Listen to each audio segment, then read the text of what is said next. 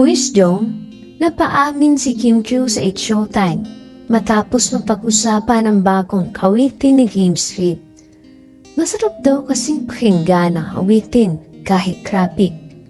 Kasunod naman ang tinanong ni Quiz Jong kay Kimi kung ano ang ginagawa nila ni Paolo Abilino tuwing nasa kalagitnaan ng traffic.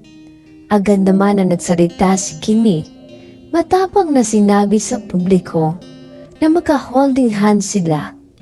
Hiyawan at sigawan ang pumalibot kasama ang mga co-host. Ang mga audience naman ay nakisabay na din. Tila biglang nahiya at nagulat si Kimi sa kanyang nabanggit.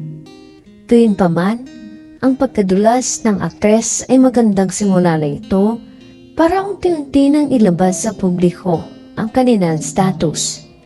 Tila nasundan din ito ng lie detector test challenge sa Kim Pao na kung saan nakakalabasan ng mga ayuda in real life.